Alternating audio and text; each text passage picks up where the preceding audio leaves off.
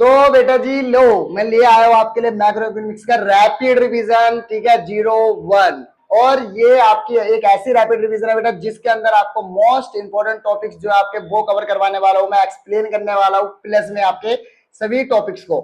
और जो मैंने आपको इंपोर्टेंट टॉपिक्स बताए थे ना, ठीक है, जो लास्ट वीडियो में, वो सारे के सारे टॉपिक्स अब मैं आपको एक्सप्लेन करने वाला हूं अच्छे से। और एक चीज की शर्त है, अगर आपने ये वीडियो पूरी देख ली, ठीक है, तो आपको मैक्रो इकोनॉमिक्स की बुक पढ़ने की जरूरत नहीं पड़ेगी, बिल्कुल भी जरूरत नहीं पड़ेगी, क्योंकि मैं आपको कुछ ट्रिक्स भी बता दूंगा इसके अंदर, प्लस में आपको किस तरीके से कौन सी चीजें याद रखनी है, ठीक है, और प्लस में आपको एक्सप्लेन भी कर दूंगा सभी टॉपिक्स अच्छे से, ठीक। और ये सारे वही टॉपिक्स है जो एग्जाम में आने वाले हैं आपके।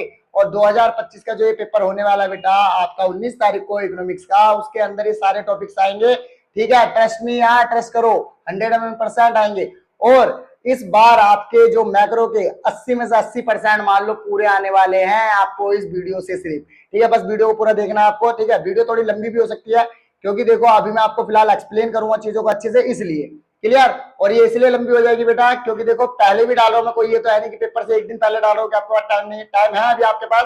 पूरी वीडियो अच्छे से देख लेना, कंप्लीट कर लेना, ठीक है। कोई भी डाउट भी आए तो कमेंट कर देना, ठीक है। कोई भी हेजिटेशन नहीं होनी चाहिए आपके पास कमेंट करने के लिए, ठीक है। चलो, तो आप जल्दी से, आप फिलहाल पहले जल्दी से आप सब्सक्राइब कर लो चैनल को, बेल आइकन का बटन दबा लो, क्योंकि इंडियन इकोनॉमी की भी ऐसी एक रैपिड रिवीजन आने वाली है जो 02 होगी आपकी, ओके।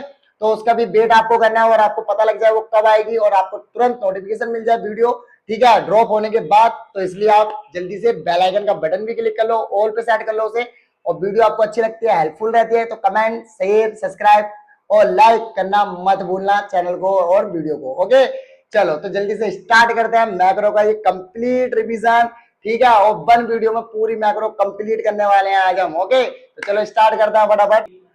तो बेटा जी हमारा सबसे पहला जो टॉपिक है वो है हमारा सर्कुलर फ्लो ऑफ इनकम। जैसे कि आपको मैंने मोस्ट इंपोर्टेंट क्वेश्चन में बताया था कि हमारा पहला क्वेश्चन ही क्या था, सर्कुलर फ्लो ऑफ इनकम का। देखिए जैसे कि कहते ना, meaning of circular flow of income with suitable example, एक सूटेबल एग्जांपल के साथ बताना था, ठीक है। तो बस इसी क्वेश्चन को सबसे पहले यहाँ इस वाले टॉपिक को हम कवर कर रहे हैं यहाँ पे, ओके। देखो, सर्कुलर फ्लो ऑफ इनकम क्या होता है बेटा? It refers to continue flow of goods and services and money income between the farm and household. मतलब एक कॉन्टिन्यूस प्रोसेस, ठीक है, जो लगातार चलते ही जा रहा है, ठीक है, वो भी एंडलेसली, किसी की ना तो उसकी बिगिनिंग पॉइंट है ना ही उसका एंडिंग पॉइंट है, ओके। और गुड्स और सर्विसेज क्या हो रही है, रोटेट हो रही है। और प्लस में जो भी मनी इनकम हो रही है बेटा, मतलब पैसे से रिलेटेड जो भी पेमेंट्स हो रही है, कंजप्शन हो रही है, वो सारी की सारी लगातार क्या हो रही है, रोटेट हो रही है, कॉन्टिन्यूसली एक प्रोसेस में चली जा रही है, ओके। चलो, उसके बाद ये 2 सेक्टर इकोनॉमी के अंदर हो रहा है बेटा जी, और इसका जो नेचर है वो सर्कुलर है नेचर के अंदर, okay. And it has the neither any and point, ना तो इसका कोई एंडिंग पॉइंट है और ना ही इसका कोई बिगिनिंग पॉइंट है, ओके। चलो देखो, एग्जांपल के साथ आपको समझा रहा हूं, डायग्रामेटिक तरीके से जरा समझो, यही उसका एग्जांपल हो जाता है। देखो, सबसे पहले एक हाउस होल्ड इसमें इन्वॉल्व है बेटा, दूसरा इसके अंदर फार्म इन्वॉल्व है। तो ये हो गए 2 सेक्टर आपके, फार्म और हाउस होल्ड, डन। अब यहाँ पे देखो, हाउस होल्ड क्या कर रहा है, सबसे पहले हाउस होल्ड जो है वो हमारे फार्म को फैक्टर फॉर प्रोडक्शन दे रहा है, मतलब कुछ ऐसे फैक्टर दे रहा है जिसकी मदद से फार्म क्या कर पा रहा है, प्रोडक्शन कर पा रहा है। जिसमें जैसे कि आप लगा लो, आपका कैपिटल हो गया, ठीक है, ओनर हो गए आपके, ठीक, लेबर हो गया आपका, क्लियर, और आपकी लैंड हो गई। तो ये 4 बड़े फैक्टर होते हैं बेटा, प्रोडक्शन फैक्टर, जो हाउस होल्ड से कहां पे जाते हैं, फार्म के पास। और इसके बदले में फार्म क्या करता है, इन सभी फैक्टर्स के यूज करने के बदले में फार्म हमारे हाउस होल्ड को कुछ चीजें देता है, जैसे कि लाइक बेजिस, रेंट और डिविडेंड, ओके। तो इस प्रकार की वो पेमेंट कर रहा है, ठीक है, पेमेंट ऑफ फैक्टर्स। उसके बाद क्या होता है कि फार्म ना जब इन फैक्टर ऑफ प्रोडक्शन का यूज करता है तो वो कुछ गुड्स एंड सर्विसेज प्रोड्यूस करता है। जो गुड्स और सर्विसेज होती है वो सारी की सारी गुड्स और सर्विसेज बेटा हमारे हाउस होल्ड को बेची जाती है। और हमारे हाउस होल्ड क्या करता है, जो भी उन्होंने ये पैसा कमाया था यहाँ पे वेजेस, रेंट और डिविडेंड की फॉर्म में, ठीक है, वो सारा का सारा क्या करता है, कंज्यूमर एक्सपेंडिचर के रूप में खर्च कर देते हैं। वो सभी चीजों को खरीदने में, गुड्स और सर्विसेज को जो फार्म के द्वारा क्या करी गई, प्रोड्यूस की गई है। तो इस तरीके से क्या होता है कि जो भी पैसा हमारा हाउस होल्ड कमाता है वो सारा पैसा वापस कहाँ चला जाता है, फार्म पे चला जाता है, और फार्म से वापस हाउस होल्ड पे आ जाता है। तो इस तरीके से पूरा सर्कुलर एक तरीके से कंटिन्यूसली चलता रहता है। नहीं पता होता है कि बिगिनिंग पॉइंट कहाँ है उसका और एंडिंग पॉइंट कहाँ है। तो इस तरीके से हमारा जो पहला टॉपिक था बेटा जी, जो कि क्या था हमारा, सर्कुलर फ्लो ऑफ इनकम, ठीक है, का meaning with the suitable example, वो कंप्लीट हुआ आपका, क्लियर। चलो, अब लेकिन यहाँ पे मैं आपको एक बात बता देता हूँ, इस सर्कुलर फ्लो ऑफ इनकम में एक छोटा सा टॉपिक मैंने ऐड करा अपनी तरफ से, ठीक है, जो कि इंपॉर्टेंट था, मैंने मोस्ट इंपॉर्टेंट टॉपिक में नहीं रखा, ठीक। लेकिन अभी यहाँ पे ऐड कर दिया कि रियल फ्लो, हमारा जो सर्कुलर फ्लो ऑफ इनकम होता है बेटा, ये 2 तरीके का होता है, ठीक है। तो वो जरा मैं बता देता हूँ आपको। देखो, वो होता है हमारा बेटा एक रियल फ्लो की फॉर्म में और एक हमारा मनी फ्लो की फॉर्म में। देखो, रियल फ्लो का मीनिंग अगर मैं पढ़ू बेटा, मीनिंग के बेस पे अगर मैं बात करूँ, तो मीनिंग के बेस में रियल फ्लो के अंदर सिर्फ गुड्स और सर्विसेज जो होती हैं वो टू सेक्टर के अंदर क्या होती है, रोटेट होती रहती है, या आपको कह सकते हो कि एक तरीके से लेना देना चलता है सिर्फ ओनली गुड्स और सर्विसेज का, ठीक है, टू सेक्टर्स के बीच में, फार्म और हाउस होल्ड, ओके। पर जबकि मनी फ्लो के अंदर क्या होता है बेटा, इसमें सिर्फ मनी इन्वॉल्व होती है टू सेक्टर के अंदर, ठीक है, इसके अंदर कोई भी रियल फ्लो नहीं होता। रियल फ्लो मतलब कोई भी गुड्स और सर्विस का यहाँ पे कुछ भी लेन देन नहीं हो रहा है, यहाँ पे मनी इन्वॉल्व हो जाती है, ओके, ये चीज ध्यान रखना। उसके बाद काइंड ऑफ एक्सचेंज के बाद यहाँ पे क्या होता है बेटा, इसमें जो एक्सचेंज होते हैं वो सिर्फ गुड्स और सर्विसेज एक्सचेंज होते हैं, जबकि यहाँ पे एक्सचेंज होता है बेटा मनी, ठीक है, हाउस होल्ड और फार्म के उसमें, ओके। फिर डिफिकल्टीज क्या है आपको मैं बता देता हूँ। अगर रियल फ्लो की मैं बात करूँ तो इसके अंदर डिफिकल्टी है बार्टर सिस्टम वाली डिफिकल्टीज है, क्योंकि आपने सुना भी होगा बार्टर सिस्टम हमारा क्या था, जिसके अंदर हम क्या करते थे बेटा, एक गुड्स के बदले दूसरे गुड्स को हम लेते थे, जिसके अंदर एक डबल कॉन्सिडेंस की बहुत बड़ी प्रॉब्लम थी। हमें एक ऐसा पर्सन ढूंढना पड़ता था, एक ऐसा बंदा ढूंढना पड़ता था जिसकी जरूरत को हम पूरा कर सके और वो हमारी जरूरत को पूरा कर सके, है ना, इसलिए तो ये बहुत बड़ी प्रॉब्लम हमें देखने को मिलती है रियल फ्लो के अंदर, ओके। अब देखो, पर वही ना अगर मैं बात करूं बेटा मनी फ्लो के अंदर, तो no such a difficulty in money flow, इसमें कोई भी डिफिकल्टी नहीं होती बार्टर सिस्टम की, ओके। ऑल्टरनेटिव नेम है बेटा फिजिकल फ्लो कहते हैं हम रियल फ्लो को, और वहीं अगर हम बात करें मनी फ्लो को हम कहते हैं नॉमिनल फ्लो, ओके डन। तो ये छोटा सा टॉपिक मैंने ऐड कर दिया सर्कुलर फ्लो ऑफ इनकम के साथ ही, ओके। चलो अब हमारा जो नेक्स्ट टॉपिक है, जैसे कि आपको यहाँ पे देखने को मिल ही रहा है, नेक्स्ट टॉपिक हमारा है बेटा कंजप्शन गुड्स और capital goods, final goods, intermediate goods और स्टॉक एंड फ्लो, ठीक है। तो अब हमारा ये नेक्स्ट टॉपिक रहने वाला है, तो चलो इसको भी कंप्लीट करते हैं अच्छे से। देखो सबसे पहले बेटा हम बात करेंगे स्टॉक एंड फ्लो की। तो यहाँ पे स्टॉक और फ्लो की मैं बात करूं तो आप सबसे पहले इसको डायग्रामेटिक तरीके से समझ लो। देखो यहाँ पे मैं बात करता हूँ स्टॉक और फ्लो की, आप यहाँ देख रहे हो ये हमारा है इनफ्लो, यहाँ पे क्या हो रहा है, ये पानी जो है, पानी की बूंदे, या मान लो पानी यहाँ पे हम क्या कर रहे हैं इस टैंक के अंदर भर रहे हैं, जो कि क्या कर रहे हैं बेटा स्टॉक कर रहे हैं किसी एक पर्टिकुलर टाइम पे। जैसे कि आपने देखा होगा आपके घर वगैरह में क्या करते हो, जब पानी आता है तो आप पानी क्या करते हो, मोटर चलाते हो और उसको बड़े बड़े टैंकों के अंदर सेव कर लेते हो, स्टोर करके रख लेते हो आप लोग, है ना। तो बस वैसे ही हम क्या कर रहे हैं यहाँ पे स्टोर कर रहे हैं, हम स्टोर मतलब स्टॉक कर रहे हैं, वो भी एक पर्टिकुलर टाइम पे। फिर उसके बाद हम क्या कर रहे हैं, ये आउटफ्लो कर रहे हैं। आउटफ्लो मतलब अब हम इसी टैंक में जो पानी इकट्ठा हुआ उसको हम धीरे धीरे यूज कर रहे हैं, ठीक है, धीरे धीरे निकाल निकाल कर, है ना, कभी हम कपड़े धोने के लिए, कभी नहाने के लिए, या कभी फर्श वगैरह साफ करने के लिए, लाइक इस तरीके से हम धीरे धीरे निकाल रहे हैं। तो हम क्या कर रहे हैं, एक मल्टीपल टाइम्स पे निकाल रहे हैं हम बार बार, इसलिए टाइम डायमेंशन हो सकते हैं। तो बेटा ये होता है फ्लो, ओके। चलो एक और एग्जांपल देता हूं आपको इंपॉर्टेंट, ये एग्जांपल काफी बार पेपर में भी पूछा गया है। जैसे देखो bank balance as on January, 1 जनवरी को बैंक बैलेंस, मतलब एक पर्टिकुलर डेट की बात कर रहे हैं यहाँ पे, वो 1 जनवरी को कितना बैलेंस था बैंक के अंदर, तो वो हो गया बेटा आपके लिए as a measure of stock, क्योंकि at a particular point of time हमने मेजर करा उसे। अब देखो यहाँ पे, अब हम क्या कर रहे हैं, cash withdrawal during the January, हमने जनवरी में क्या करा, कैश को विड्रॉल करा। अब जरूरी थोड़ा ना एक ही बार हमने कैश को विड्रॉल करा हुआ, अलग अलग डेट पे जनवरी की कई बार हमने क्या करा हुआ, कैश को विड्रॉल किया, है ना। तो बेटा बार बार हम कैश को विड्रॉल कर रहे हैं, तो हम क्या कर रहे हैं, over a period of time work कर रहे हैं, क्योंकि बार बार निकाल रहे हैं पैसे को, इसलिए हुआ हमारा फ्लो, डन। वही अगर हम बात करें बैंक बैलेंस ऑन द 31 जनवरी को कितना बैलेंस है, तो वो भी हमारा एक तरीके से क्या हो गया, स्टॉक, क्योंकि फिर से हम पर्टिकुलर टाइम को क्या कर रहे हैं, उसको मेजर कर रहे हैं, ओके। चलो अब ये शायद आपने एग्जांपल से समझ ही लिया होगा कि ये क्या चीज है, लेकिन फिर भी मैं आपको एग्जांपल के साथ तो मैंने बता ही दिया, प्लस अब हम इसको एक बार पढ़ भी लेते हैं बेसिस पे। देखो अगर मैं मीनिंग के बेसिस पे बात करूं तो स्टॉक हमारा क्या होता है, इट इज दैट क्वांटिटी, एक ऐसी quantity of an economic variable which is, जो क्या कर रहा है बेटा, जिसे एज अ मेजर किया जा रहा है particular point of time, okay.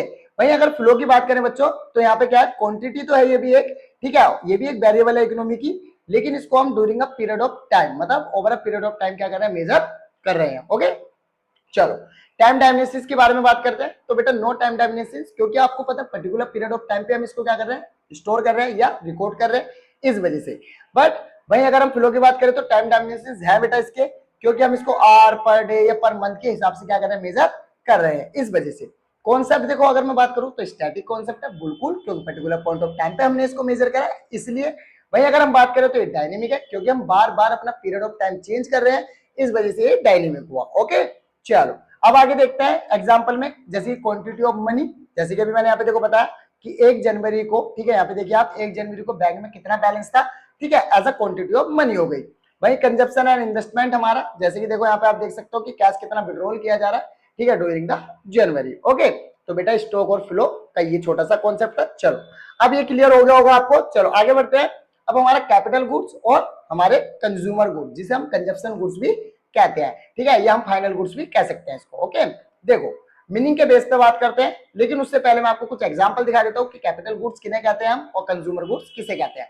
देखो बेटा, कैपिटल गुड्स जैसे कि हमारे क्रेन्स हो गई, जो हमारी क्या कर रहे हैं, प्रोडक्शन में मदद कर रही है, मतलब किसी भी और चीज को प्रोडक्ट करने में मदद कर रही है, या आप कह सकते हो प्रोडक्शन के अंदर या बिजनेस पर्पस के लिए यूज किया जा रहा हो। ओके, उसके बाद फैक्ट्री हो गई आपकी, या लैंड स्केप टूल्स हो गए आपके, और फिर आपके यहाँ पे रेस्टोरेंट वगैरह हो गए।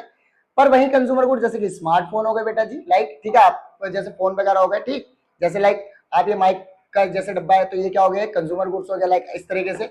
वहीं अगर जैसे पिज्जा वगैरह आप खाते हो तो ये भी एक कंज्यूमर गुड्स हो गए आपके, ठीक है, क्योंकि आप खुद डायरेक्टली उसको यूज कर रहे हो, डायरेक्टली आप क्या कर रहे हो, उसका मतलब प्रयोग कर रहे हो, इसलिए। एंड होम गार्डनर टूल्स हो गए आपके, जो घर के लिए यूज कर रहे हो आप अपने, होम किचन टूल्स हो गए या ओवन वगैरह हो गए, वो सब। ओके, चलो अब हम इनके ना बेसिस पे, मीनिंग के बेसिस पे डिफरेंस देखते हैं। Capital goods are those goods which are use to make consumer goods and service, मतलब ये बेटा वो गुड्स हैं जो क्या कर रहे हैं, हमारे कंज्यूमर गुड्स को बनाने में मदद कर रहे हैं, उनकी सर्विस को बनाने में मदद कर रहे हैं। ओके, पर वहीं अगर कंज्यूमर गुड्स की बात करूं तो गुड्स ये वो गुड्स हैं जो हेल्प कर रहे हैं बेटा सेटिस्फाइंग आवर नीड, मतलब ये वो गुड्स होते हैं कंज्यूमर गुड्स जो हमारी नीड्स को या हमारे मन को सेटिस्फाई कर रहे हैं पूरी तरह से, क्योंकि हम उनका यूज कर रहे हैं। जैसे अब मान लो मेरा पिज्जा खाने का बहुत मन है, ठीक है, तो मैं पिज्जा खाना चाहता हूं, तो मैंने पिज्जा खाया तो मैं क्या हो गया, सेटिस्फाई हो गया कि हाँ भाई चलो मुझे पिज्जा मिल गया। ओके, इस तरीके से। ओके, तो कंज्यूमर गुड्स क्या करते हैं बेटा, सेटिस्फाई करते हैं हम। ओके, भाई अगर मैं सर्विस बोलूं या सर्व मतलब सर्विस बोलूं कि किसको सर्व करते हैं ये, तो देखो आपको बताता हूं, कैपिटल गुड पूरी तरह से सर्व होता है बिजनेस के लिए बेटा, ठीक है, जबकि ये क्या होता है, कंज्यूमर के लिए सर्व होते हैं पूरी तरह से कंज्यूमर गुड्स। कैपेसिटी अगर मैं बात करूं तो देखो, कैपिटल गुड्स की जो कैपेसिटी होती है बेटा, वो प्रोडक्ट को प्रोड्यूस करने में मदद करते हैं, इसलिए उनके पास प्रोडक्शन कैपेसिटी होती है, और प्रोडक्शन कैपेसिटी को हमेशा वो बढ़ाते हैं। ओके, पर वहीं अगर मैं बात करूं बेटा कंज्यूमर गुड्स की, तो उनके पास कोई भी प्रोडक्शन कैपेसिटी नहीं होती, उनके पास जो कैपेसिटी होती है वो सेटिस्फैक्शन कैपेसिटी होती है, वो बॉन्ड सेटिस्फैक्शन कैपेसिटी रखते हैं। ओके, अब डिमांड की अगर मैं बात करूं बेटा, तो demand for this goods comparatively low, इनकी जो डिमांड है बेटा कंज्यूमर गुड्स के मुकाबले कम है। आपने खुद देखा होगा, अब हर कोई तो फैक्ट्री नहीं खरीद रहा, पर पिज्जा हर कोई खरीद रहा है ना, तो पिज्जा की डिमांड ज्यादा हो गई मार्केट में, तो इस तरीके से, ठीक है।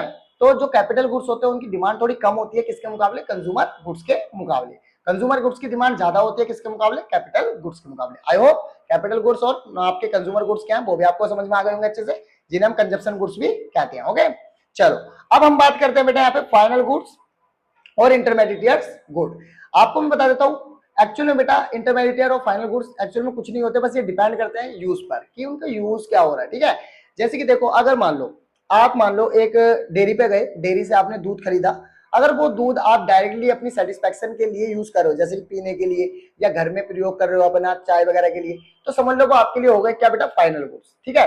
पर वहीं अगर उसी दूध का यूज, सेम वही प्रोडक्ट का यूज आपने, ठीक है, मान लो उसी दूध को आपने स्वीट्स बनाने के लिए यूज करा, ठीक है, मतलब मिठाइयां बनाने के लिए यूज करा, जो मिठाइयां आप बेचने वाले हो इन द मार्केट, तो ये एक तरीके से हो गया इंटरमीडिएट गुड्स। ओके, तो देखो सेम प्रोडक्ट वही था, बस मैटर करता है कि यूज क्या है उसका, तो बेटा डिपेंड करता है कि यूज क्या है, और यूज पे डिपेंड करता है कि वो इंटरमीडिएट है या फाइनल। ओके, जैसे यहाँ पे देखो एक बहुत प्यारा सा एग्जांपल भी मैंने दे रखा है, जैसे कि यहाँ पे देखो इंटरमीडिएट, जैसे ये वुड है, लकड़ी है, ठीक है, तो ये इंटरमीडिएट है, लेकिन जैसे हमने इसको एक चेयर में चेंज कर दिया तो ये क्या बन गया, फाइनल गुड्स बन गया। ओके, इस तरीके से।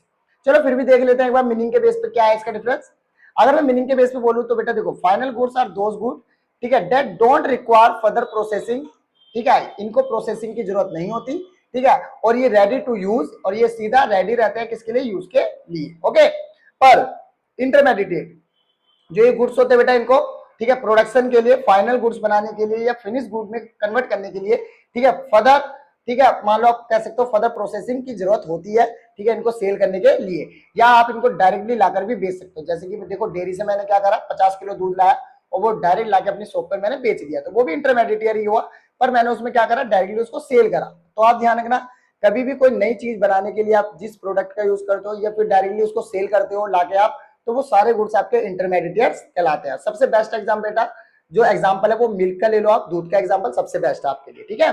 चलो नेचर की अगर मैं बात करूं तो आपको पता final goods include in the domestic income, इसको डोमेस्टिक इनकम में और नेशनल इनकम दोनों में इंक्लूड किया जाता है नेचर के बेस पे। पर इंटरमीडिएट्स को बेटा ना तो हम नेशनल में और ना ही डोमेस्टिक किसी भी इनकम में इंक्लूड नहीं करते, बिकॉज इसका रीजन ये है बेटा, क्योंकि जो इंटरमीडिएट गुड्स होते हैं उनकी जो कीमत होती है, जो उनकी कॉस्ट होती है, वो ऑलरेडी फाइनल गुड्स में इंक्लूड हो जाती है, इसलिए। ओके, चलो अब देखते हैं प्रोडक्शन बाउंड्री की बात करते हैं। तो फाइनल गुड्स जो होते हैं बेटा ये क्रॉस कर चुके होते हैं प्रोडक्शन बाउंड्रीज को, क्योंकि ये फैक्ट्री से बाहर आकर मार्केट में बिकने के लिए तैयार रहते हैं, इसलिए। पर वहीं अगर मैं बात करूं इंटरमीडिएट्स, तो ये अभी प्रेजेंट रहते हैं किसके अंदर, आपके प्रोडक्शन बाउंड्री के अंदर ही, क्योंकि ये अभी क्या हो रहा है, फर्दर प्रोसेसिंग के लिए इनको रखा गया और इनसे अभी नई चीजें बनाई जा रही है, इस वजह से। ओके, चलो आगे देखते हैं वैल्यू एडिशन। आपको बता देता हूं बेटा फाइनल गुड्स में कोई वैल्यू एडिशन की जरूरत नहीं है, क्योंकि वो तो रेडी हो चुके हैं, रेडी टू यूज हो चुके हैं, क्योंकि अब वो कंज्यूमर डायरेक्ट यूज कर सकता है, इसलिए उनमें कोई वैल्यू को ऐड करने की जरूरत नहीं है। वैल्यू एडिशन का मतलब है अभी उनको फर्दर प्रोडक्शन की जरूरत नहीं है, इसलिए कोई वैल्यू एडिशन भी नहीं होगा। पर वहीं अगर मैं बात बताऊं इंटरमीडिएट्स के लिए बेटा वैल्यू एडिशन की जरूरत है, क्योंकि अभी उसको हमें फर्दर प्रोडक्शन जो करनी है, इसलिए। ठीक है, तो बेटा ये हमारा फाइनल गुड्स और इंटरमीडिएट गुड्स के बीच में क्या था, डिफरेंस था, एक छोटा सा। ठीक है, लर्न कर लेना, काफी इंपॉर्टेंट है। ओके, चलो तो ये वाला जो हमारा टॉपिक था दूसरा इंपॉर्टेंट, वो भी कंप्लीट हुआ। अब देखो बेटा जी हमारा, ठीक है, यहाँ पे था method of calculating national income, तीसरा टॉपिक, जिसमें वैल्यू एडिड और प्रोडक्ट और एक्सपेंडिचर मेथड की बात कर रहे हैं। जैसे कि मैं आपको पहले बता चुका था वैल्यू एडिड, ठीक है, और जो आपका प्रोडक्ट मेथड था वो, ठीक है, इंपॉर्टेंट है हमारे लिए और दोनों एक ही मेथड होते हैं। चलो तो देख लेते हैं जरा। सबसे पहले देखो बेटा यहाँ पे वैल्यू एडिड मेथड, ठीक है, ये मैंने स्टेप्स बताए बाबू इनके, और आपको किस तरीके से इन क्वेश्चन मतलब इन मेथडों से क्वेश्चन को सोल्व करना है, ठीक है, उसकी वीडियो की जो लिंक है वो आपको डिस्क्रिप्शन में दे दूंगा मैं। ठीक है, तो वहां से जाके आप एक बार उस वीडियो को देख लेना कि किस तरीके से इन फॉर्मूलों का यूज करना है और किस तरीके से कैलकुलेट करना है, सारे ही हमारा, ठीक है, नेशनल इनकम मेथड्स के अकॉर्डिंग। ओके, देन अगर फिर भी कोई डाउट रह जाए तो आप कमेंट कर देना, मैं दोबारा से ट्राई करूंगा आपके लिए कि मैं दोबारा वीडियो बना सकूं, ठीक है, इन चीजों के ऊपर। चलो देखो, सबसे पहले हम वैल्यू एडिड मेथड की बात करते हैं। ठीक है, हमारा जो तीसरा मेन, ठीक है, टॉपिक था उस वीडियो से जो मैंने आपको पहले डाली थी। ओके, देखो सबसे पहले तो बेटा आपको कुछ नहीं करना, तीनों सेक्टर जो आपके प्राइमरी, देन सेकेंडरी और टर्सरी, ठीक है, तीनों सेक्टर्स की जो भी जीडीपी रही है, मतलब जीबीए रहा है, मतलब ग्रोस वैल्यू, ठीक है, एडिशन जो भी आपका रहा है, ग्रोस वैल्यू एडिड जो भी रहा है आपका, ठीक है, उसको ऐड कर देना आपको। ठीक है, उसके बाद आपको क्या करना है, उसके बाद जब आप तीनों को प्लस करोगे तो आपको मिल जाएगी जीडीपी एट एमपी। ओके, फिर उसमें से क्या करना है आपको, डेप्रिसिएशन माइनस करना है, इनडायरेक्ट टैक्स माइनस कर देना बाबू, फिर आपके पास एनडीपी एट एफसी आ जाएगी। ओके, और फिर आपको बस कुछ नहीं करना, प्लस में NFIA को प्लस कर देना है। ठीक है, मतलब net factor income from abroad को ऐड कर देना, और बस जैसे आप ये ऐड करोगे आपको नेशनल इनकम मिल जाएगी। ओके, आप देख सकते हो, वीडियो देख सकते हो, लिंक में डाल दूंगा मैं। ठीक है, लिंक पे जाके इसको देख लेना किस तरीके से इस पूरे के पूरे मतलब जो फॉर्मूला है ये, या आप कह सकते हो ये मेथड है, किस तरीके से इसको यूज करना है, किस तरीके से इसको कैलकुलेट करना है, ठीक है, नेशनल इनकम को। ओके, फिर इनकम मेथड आता है, जिसको मैंने इंपॉर्टेंट नहीं माना, फिर भी मैंने इसका मेथड बता दिया आपको। देखो इसके अंदर क्या होता है, सबसे पहले कंपनसेशन ऑफ एम्प्लॉय, जिसे हम COEB कहते हैं, और रेंट एंड लॉयल्टी, फिर इंटरेस्ट, प्रॉफिट और मिक्स्ड इनकम, इन्हें प्लस करना। और जैसे आप प्लस करोगे NDP एट FC, मतलब national domestic product at factor cost आपको मिल जाएगा, और बस NFIA वही net factor income from abroad add कर देनी है, तो आपको नेशनल इनकम मिल जाएगी। डन। एक्सपेंडिचर में क्या करना है, जितने भी एक्सपेंडिचर हो गए, प्राइवेट हो चाहे फिर गवर्नमेंट हो, ठीक है, सबको प्लस करना है, और फिर उसमें ग्रोस डोमेस्टिक कैपिटल फॉर्मेशन भी ऐड करना है बेटा, और नेट एक्सपोर्ट को भी ऐड कर देना आपको। ठीक है, सबको प्लस करते ही आपको मिल जाएगी जीडीपी एट एमपी बाबू, और उसमें से फिर डेप्रिसिएशन और इनडायरेक्ट टैक्स आपको माइनस कर देना है, और डोमेस्टिक आपको मिल जाएगी फिर डोमेस्टिक इनकम जो है आपकी फैक्टर कॉस्ट पे नेशनल, और उसके बाद आपको क्या करना है, फिर NFIA प्लस करना है बस, और आपको NNP मतलब नेशनल इनकम आपकी जो है वो आपको मिल जाएगी। डन। तो ये थे मेथड बेटा नेशनल इनकम को कैलकुलेट करने के। ओके, चलो अब आगे देखते हैं।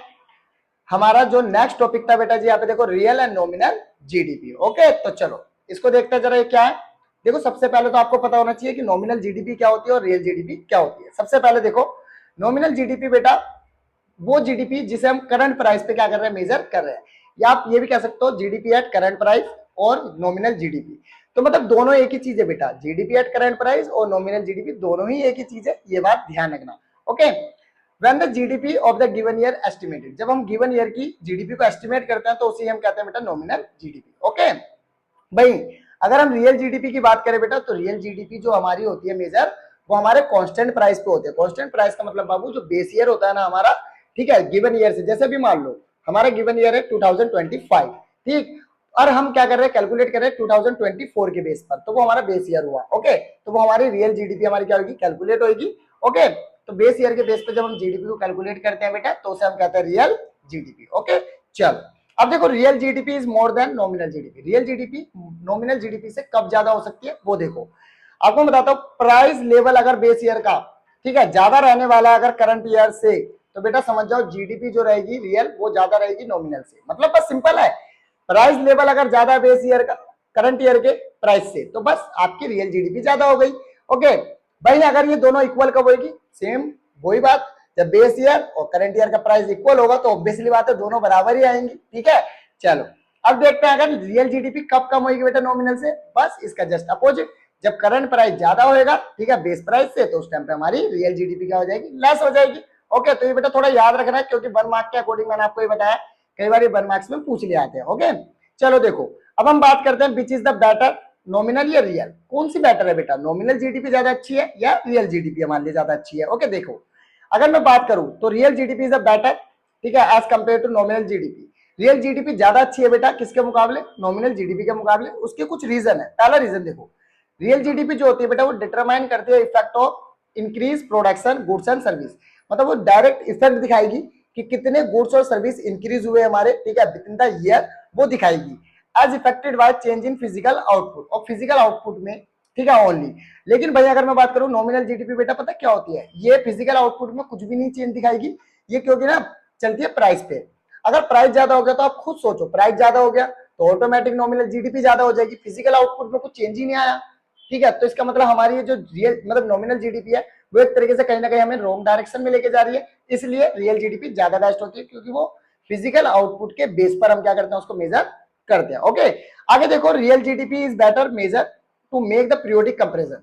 अगर हमें पीरियोडिक कंपैरिजन करने हैं मतलब कंपेयर करना है किसी चीज को, तो हमारी रियल जीडीपी सबसे बेस्ट होती है। ओके उसके बाद तीसरा, रियल जीडीपी जो है वो फैसिलिटेट करती है बेटा इंटरनेशनल कंपैरिजन भी हमें, ठीक है, ताकि हम अपनी इकोनॉमी की परफॉर्मेंस को किसी दूसरी कंट्री की इकोनॉमी के साथ भी क्या कर सके, कंपेयर कर सके। तो ये 3 बड़े रीजन है बाबू जिस वजह से हम कहते हैं कि हमारी रियल जीडीपी जो है नॉमिनल जीडीपी से बहुत ही ज्यादा बेटर है। ओके अब भाई ना देखो यहाँ पे क्या है कि बेटा जी जीडीपी डिफ्लेक्टर है, कि जीडीपी डिफ्लेक्टर मतलब किस तरीके से हम निकाल सकते हैं, ठीक है, कि कितना हमारा फर्क आया, ठीक है, जीडीपी में बेस ईयर और करंट ईयर के। तो उसको निकालना बहुत ही आसान तरीका, देखो कुछ नहीं करना, बस आपको जीडीपी डिफ्लेक्टर के लिए आप नॉमिनल जीडीपी को रियल जीडीपी से क्या कर देना, डिवाइड कर दो और 100 से मल्टीप्लाई करना है बस आपको। ओके भाई नॉमिनल जीडीपी कैसे निकलेगी, deflector multiply real GDP and divided by 100। Okay अब एक ना ऑल्टरनेटिव मेथड भी है बेटा, नॉमिनल जीडीपी को निकालने का एक ऑल्टरनेट मेथड होता है, वो कौन सा, देखो सारा का सारा कंजप्शन जो भी हुआ, आपका इन्वेस्टमेंट, गवर्नमेंट एक्सपेंडिचर, ठीक है, और फिर आपका नेट एक्सपोर्ट, इन सबको अगर आप प्लस कर देते हो तो भी आपको नॉमिनल जीडीपी पता चल जाती है। Okay GNP deflector, nominal GNP और रियल जीएनपी, ठीक है, मल्टीप्लाई 100। मतलब बेटा जी सेम है, जीडीपी डिफ्लेक्टर और nominal sorry GNP deflector same है, कोई चेंजेस नहीं है। जिस अकॉर्डिंग आप जीडीपी डिफ्लेक्टर को सोल्व करोगे बस वैसे ही आपको जीएनपी भी सोल्व करनी है। ओके क्लियर, और इसकी भी मैं आपको लिंक दे दूंगा किस तरीके से कैलकुलेट करते हैं, वो भी आप वीडियो में जाके एक बार चेक कर लेना, अच्छे से कैलकुलेशन आपको समझ में आ जाएंगी। ओके चलो अब हमारा जो नेक्स्ट टॉपिक था बेटा जी वो देखते हैं क्या है। हमारा नेक्स्ट टॉपिक है बेटा money creation bye commercial bank, ठीक है, तो देखते चलो मनी क्रिएशन हमारा कमर्शियल बैंक के द्वारा। तो देखो सबसे पहले हम इसका एक छोटा सा प्यारा सा एग्जांपल समझ लेते हैं कि मनी क्रिएशन कैसे करते हैं हमारे बैंक्स, उसके बाद इसकी मीनिंग वगैरह जो भी है वो सब पढ़ लेंगे। ठीक है चलो देखो सबसे पहले यहाँ पे आप देखो कि यहाँ पे डिपॉजिटर्स है कुछ, मतलब वो बंदे जो जाके अपना पैसा जमा कर रहे हैं बैंक के अंदर। जैसे कि आप लोग अपना पैसा क्या करते हो, जो भी आप थोड़ा बहुत कमाते हो अपनी सेविंग जाके बैंक में डिपॉजिट करते हो, तो आप हो डिपॉजिटर। ओके तो डिपॉजिटर आप थे तो आपने जाके बैंक में क्या कर दिया, पैसा जमा कर दिया, तो बैंक के एसेट्स हो गए $100 मान लो।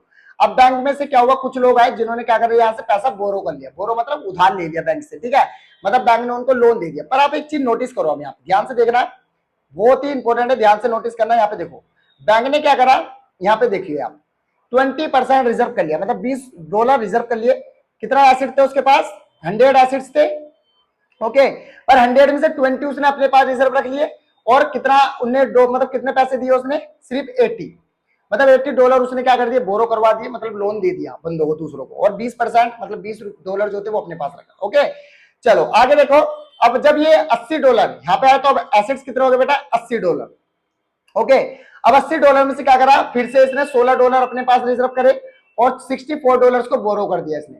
बस बेटा जी ऐसे ही क्या होता रहता है, ये बोरो करता रहता है और अपने पास सेव करता रहता है। अब मैं आपको बताता हूँ, देखो सबसे पहले जो ये $100 थे बाबू, ये $100 थे प्राइमरी, ठीक है, डिपॉजिट। ओके, लेकिन जब यहाँ पे ये $100 में से जब ये $80 यहाँ पे आए, ठीक है, जब ये $80 इसने क्या करे, बोरो करवाए, ठीक है, ये वाले $80, तो ये हो गए डेरिवेट, ठीक है, ये डेरिवेटिव डिपॉजिट। ओके, मतलब सेकेंडरी डिपॉजिट भी आप इसको कह सकते हो। डन।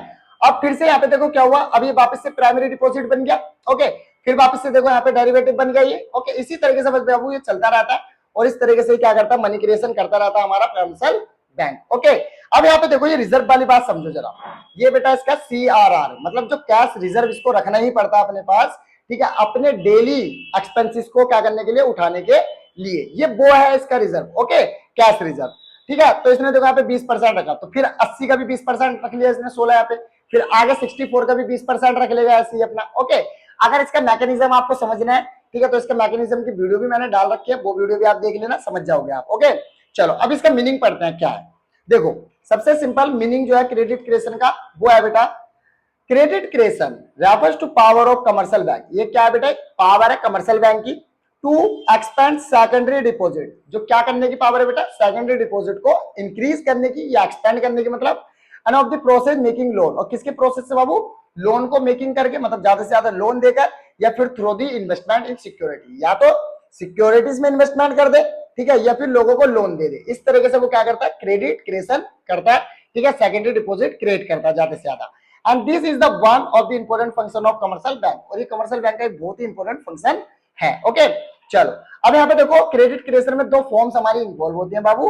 सबसे पहले जैसे कि मैंने आपको बताया था यहाँ पे प्राइमरी डिपॉजिट आपका, और फिर मैंने आपको ये भी बताया था यहाँ पे सेकेंडरी डिपॉजिट अपना, वही यहाँ पे प्राइमरी डिपॉजिट और सेकेंडरी मतलब डेरिवेटिव डिपॉजिट। ओके, और डेरिवेटिव डिपॉजिट सबसे ज्यादा इंपॉर्टेंट रोल और एक्टिव रोल प्ले करता है, ठीक है, क्योंकि आपको पता है डेरिवेटिव डिपॉजिट से ही बार बार क्या करा जाता है, उसको घुमाया जाता है, बार बार रोटेट करा जाता है, ठीक है, क्रेडिट क्रिएशन करने के लिए। ओके, चलो अब हम देखते हैं आगे कि ये पूरा प्रोसेस कैसे होता है। इसका एक एग्जांपल दे देता हूं मैं आपको। देखो सबसे पहले तो money supplied in the form of demand deposit. आपको पता है डिमांड डिपॉजिट की फॉर्म में मनी सप्लाई की जाती है, क्योंकि जो भी पैसा हम अगर जाके बैंक में मान लो डिपॉजिट कर रहे हैं, तो भाई हमारा जब मन करेगा, हमारा पैसा जब मर्जी निकाल सकते हैं हम, है ना, जब मर्जी हम ले सकते हैं बैंक से, बैंक हमें मना तो नहीं कर सकता। डिमांड डिपॉजिट है हमारा वो, क्योंकि हम डिमांड पे जब भी मांगेंगे बैंक से, बैंक को हमें देना पड़ेगा, क्योंकि वो हमारा पैसा है ना, इसलिए डिमांड डिपॉजिट होता है। और डिमांड डिपॉजिट को बैंक क्या करता है, many times more than the their cash reserve. और जो डिमांड डिपॉजिट होता है ना बेटा हमारा, ठीक है, बैंक के पास, वो हमेशा ग्रेटर होता है उसके रिजर्व से, ज्यादा होता है, मतलब, ठीक।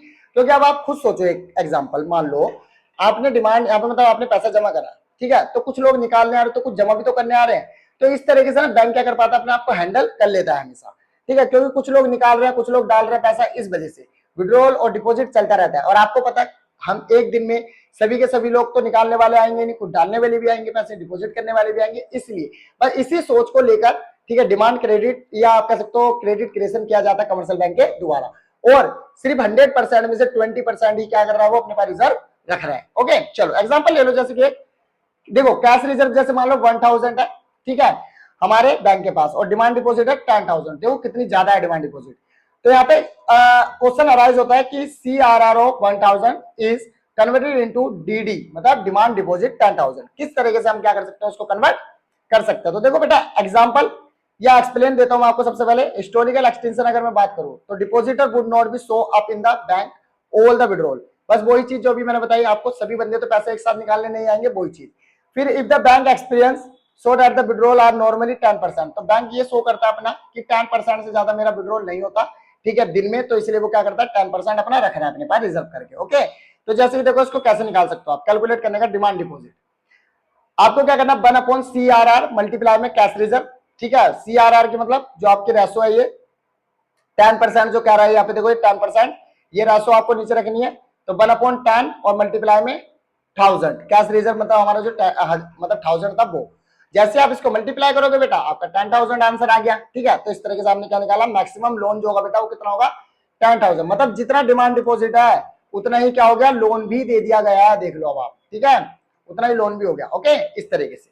चलो, तो commercial bank gives the loan in the form of demand deposit only. तो हमारा जो कमर्शियल बैंक है वो सिर्फ डिमांड डिपॉजिट की फॉर्म में क्या करता है, हमारा बेटा लोन देता है। आप देखो कोई मान लो स्टेट बैंक से लोन लेने गया, तो सिंपल सी चीज है ना, वो स्टेट बैंक में लोन लेने गया, तो स्टेट बैंक में उसका पैसा आएगा, तो वो सेकेंडरी डिपॉजिट बनकर तो वहीं आ गया, इस तरीके से। ओके, चलो तो ये वाला टॉपिक भी हमारा कंप्लीट हुआ। आगे देखते हैं आप। आगे हमारा नेक्स्ट टॉपिक जो था इंपॉर्टेंट वो था बेटा सेंट्रल बैंक के फंक्शंस। ठीक है, तो देखिए सबसे पहले सेंट्रल बैंक के मैं आपको फंक्शन बता देता हूं, काफी इंपॉर्टेंट फंक्शन है इसके। तो पहला फंक्शन है bank of issue. Bank of issue का मतलब है बेटा हमारा जो सेंट्रल बैंक है वो एक सिंगल अथॉरिटी है इंडिया के अंदर, ठीक है, जो नोट को क्या करती है, इशू करती है। ओके, आपको पता है, तो देखो इतना तो पता ही होगा आपको कि जो कॉइन वगैरह होता है वो हमारी मिनिस्ट्री जो है वो इशू करती है, ठीक है, फाइनेंस मिनिस्ट्री। बाकी जो हमारे नोट होते हैं, जो भी नोट करेंसी होती है हमारी, वो कौन करता है, हमारा सेंट्रल बैंक, इसलिए हम इसको कहते हैं बैंक ऑफ इशू। ओके, देखो central bank nowadays have the monopoly, हमारे सेंट्रल बैंक के पास मोनोपोली विशेष अधिकार है, ठीक है, और ये सिर्फ हमारी नहीं, एवरी कंट्री, हर एक कंट्री के अंदर ऐसा है। ओके, इंडिया, यहाँ पे आरबीआई रिस्पॉन्सिबल होता है प्रिंटेड और issuing the currency note. Okay, and a single bank is given to exclusive monopoly, और हमारे एक सिंगल बैंक को क्या दे रखा है, ये मोनोपोली दे रखा है, ये विशेष अधिकार दे रखा है बेटा। और वो इसलिए दे रखा था कि एक यूनिफॉर्मिटी, बेटर कंट्रोल और सिंप्लिसिटी आ सके। It will be also insured no individual bank is over issuing note, और वो ऐसा इसलिए होता है ताकि कोई दूसरा बैंक, ठीक है, नोट को इशू करके, ठीक है, मनी सप्लाई को ना बढ़ा सके। डन। चलो, सेंट्रल बैंक क्या करता है बेटा, रेगुलेट करता है कंट्री करेंसी को और इकोनॉमिक टोटल मनी सप्लाई को भी हमारे इस तरीके से। Central bank keeps gold, silver और अदर सिक्योरिटी, गोल्ड, सिल्वर और अदर सिक्योरिटीज को क्या करता है, अपने पास होल्ड रखता है वो, ठीक है, central bank. And properties against the note issue, किसके अगेंस्ट, नोट इशूड के। And the system of note issued varies from country to country, और बेटा कंट्री टू कंट्री अलग अलग होता है नोट सिस्टम हमारा ये इशू करने का। ओके, जैसे हमारे में क्या है, हमारे में यह गोल्ड सिल्वर वगैरह सब कुछ रखता है वो अपने पास नोट इशू करने के लिए, पर वहीं दूसरी कंट्रीज में कुछ अलग हो, कुछ पता थोड़ी ना क्या है उसके, ठीक है। तो इस तरीके से अभी फिलहाल हम तो इंडिया की बात कर रहे हैं। चलो नेक्स्ट हमारा जो बेटा फंक्शन है हमारे कमर्शियल बैंक का, वो है banker and agent and adviser to the government. मतलब गवर्नमेंट के लिए एज अ बैंकर भी है, एज अ एजेंट भी है, एज अ एडवाइजर भी, मतलब तीनों तरीके का काम करता है हमारा गवर्नमेंट के लिए कौन, सेंट्रल बैंक। और काफी इंपोर्टेंट फंक्शन है, काफी ज्यादा पूछा जाता है पेपर में। ओके, देखो आरबीआई बेटा इंडिया परफॉर्म करता है function of banker agent adviser to government and it insure the safe, ठीक है, ये इंश्योर करता है safe and intimate connection between the public finance and monetary affairs while the being convention and economical. मतलब हमारा जो आरबीआई है वो ये इंश्योर करता है बेटा कि एकदम सेफ होनी चाहिए, ठीक है, इंटीमेट होना चाहिए, एक अच्छा कनेक्शन होना चाहिए पब्लिक फाइनेंस और एक हमारे जो मॉनेटरी अफेयर्स है उनके बीच में, ठीक है।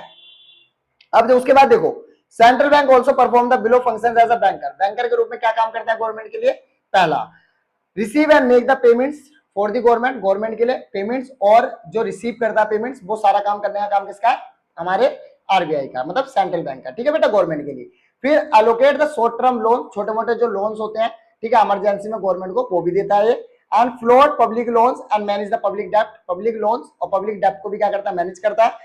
और maintains the banking account and balance of government, मतलब बैलेंस ऑफ गवर्नमेंट, ठीक है, और साथ में जो बैंकिंग अकाउंट्स होते हैं हमारे गवर्नमेंट के उनको आफ्टर द डिस्ट्रीब्यूशन और रेमिटेंस, मतलब जब डिस्पर्समेंट होता है, मतलब जब लोन वगैरह देता है उस टाइम पे, और साथ में रेमिटेंस मतलब जब बाहर से कोई पैसा आता है गवर्नमेंट के लिए, ठीक है, तो वो सब उनको सबको मेंटेन करने का काम किसका बेटा, सेंट्रल बैंक का। ओके, फिर advise the government on the economic matters, और गवर्नमेंट को इकोनॉमिक मैटर्स पे क्या करता है, एडवाइस भी देता है। Act as the government agency and general exchange control is in a force, और ये गवर्नमेंट एजेंसी इसको भी क्या करता है, कंट्रोल करता है। ओके, तो ये कुछ बैंकर्स के तौर पे क्या करता है, काम करता है गवर्नमेंट के लिए एज अ बैंकर। डन। चलो अब हमारा बात करते हैं बेटा हम कस्टोडियन ऑफ कैश रिजर्व, मतलब ये क्या होता है, कस्टोडियन भी होता है कैश रिजर्व का। इसमें क्या करता है बाबू, ये पता है, कमर्शियल बैंक क्या करता है, कंट्री के keep the part of the their balance, मतलब जो भी कमर्शियल बैंक होते हैं, ठीक है, कमर्शियल बैंक को एक मान लो एक सर्टेन लिमिट में एक रिजर्व रखना ही पड़ता है, ये कंपलसरी है, और ये कंपलसरी कौन करता है, हमारा आरबीआई। एक परसेंटेज हर बार वो क्या करता है, चेंज करके देता है कि इतनी परसेंटेज आपको रिजर्व करके रखनी पड़ेगी। अभी जस्ट मैंने आपको पीछे एक टॉपिक कराया था ना जिसमें क्रेडिट क्रिएशन होता था, उसमें एक रिजर्व रख रहा था हमारा कमर्शियल बैंक, वही रिजर्व की यहाँ पे बात करो बेटा, और वो सेंट्रल बैंक के हमारे क्या करता है, तय करता है, ठीक। Central bank as a legal compliance and conveyance and they draw the cash balance during the busy season, busy season में क्या करता है, कमर्शियल बैंक से कैश ले लेता है वो, ठीक है, और वही कैश सेम उनको लो सीजन के अंदर क्या करता है, देता है, ताकि वो अपने डेली यूजेस को क्या कर सके, पूरा कर सके, डेली खर्चों को उठा सके। ओके, तो इस तरीके से कस्टोडियन ऑफ कैश रिजर्व कहते हैं हम अपने आरबीआई को। फिर ये क्लियरिंग हाउस का काम भी करता है बेटा हमारा, ठीक है, आरबीआई बैंकों के लिए।